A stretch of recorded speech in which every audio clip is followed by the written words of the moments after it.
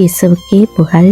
இயேசுவில் பிரியமானவர்களே, இன்று நம் ஆண்டவர் சீராக்கின் ஞானம் 51ஆம் அதிகாரம் 22ஆம் வசனத்தினூடாக இவ்வாறு நம்மோடு பேசுகின்றார். ஆண்டவர் எனக்கு நாவை பரிசாக கொடுத்தார், அதை கொண்டு நான் அவரை புகழ்வேன்.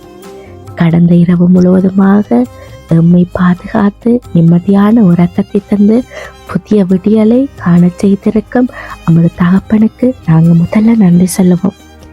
ஆண்டவர் மிகவும் அழகான வார்த்தையை இன்று நமக்கு கொடுத்திருக்கிறார்.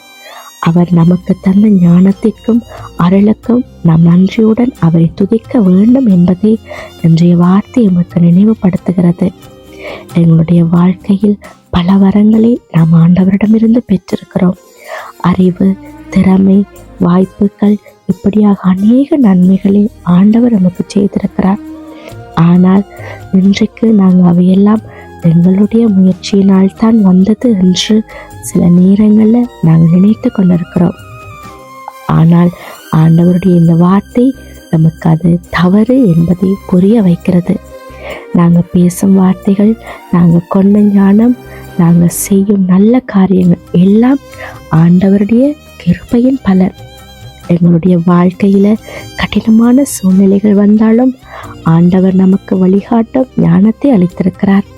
அந்த ஞானம்தான் நம்மை சரியான முடிவுகளுக்கு கொண்டு செல்லும்.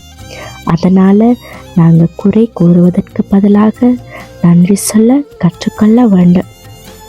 சற்று நம் கண்களை மூடி சிந்தித்து பார்ப்போமா? ஆண்டவர் நமக்கு அநேக நன்மைகளை செய்திருக்கிறார். நிறைய கொடைகளை கொடுத்திருக்கிறார். எங்களுடைய சிந்தனை, எங்களுடைய அறிவு, எங்களுடைய ஆற்றல், எங்களுடைய திறமை, எங்களுடைய வசதி வாய்ப்பு, குடும்பம் எல்லாம் ஆண்டவர் நமக்கு கொடுத்தது. நாங்கள் நல்ல வேலை செய்கிறோம்டா ஆண்டவர் அது எங்களுக்கு கொடுத்த பலன். நாங்கள் நன்றாக கதைக்கிறோம்டா அது ஆண்டவர் எங்களுக்கு கொடுத்த கிருபை. ஆண்டவர் தன்னுடைய சாயலாகத்தான் எங்களை உருவாக்கினார். ஆனால் இன்றைக்கு நாங்கள் ஆண்டவருக்கு எங்களுடைய நன்மைகளையும் நன்றிகளையும் செய்கிறோமா? சற்று நம் கண்களை மூடி சிந்தித்து பார்ப்போம். எங்களுடைய கைகளில், எங்களுடைய கால்களால், எங்களுடைய கண்களால், எங்களுடைய நாவுகளால் நாங்கள் ஆண்டவரை நித்தம் பெருமைப்படுத்துகிறோமா? அல்லது அவர்களுக்கு எதிரான இழிவான காரியத்தை செய்கிறோமா என்று சற்று நம் கண்களை மூடி சிந்தித்து பார்ப்போம். நாங்கள் நாவை குறை சொல்ல பயன்படுத்தாமல் நன்றி சொல்ல பயன்படுத்துவோம். எங்களுடைய அறிவை பெருமை பாராட்டாமல் ஆண்டவரை மகிமைப்படுத்த பயன்படுத்துவோம். அப்பொழுது எங்களுடைய வாழ்க்கை உண்மையான ஞானத்தின் பாதையில் நடக்கும். எனவே இன்று முதல் நாம் சொல்ல வேண்டிய ஜெபம்: தகப்பனே, நீங்க தந்த ஞானத்திற்கும் கிருபைக்கும் நாங்கள் எங்களுடைய வாழ்நாள் முழுவதும் உமக்கு நன்றி செலுத்துகிறோம். எங்களுடைய வாழ்க்கை உம்மை துதிக்கும் கருவியாக இருக்கட்டும். எங்களுடைய நாவு, எங்களுடைய கரம், எங்களுடைய சிந்தனை அனைத்தும் உமக்கு உகந்ததாக உம்மை போற்றி பெருமைப்படுத்தும்படியாக இருக்கட்டும்.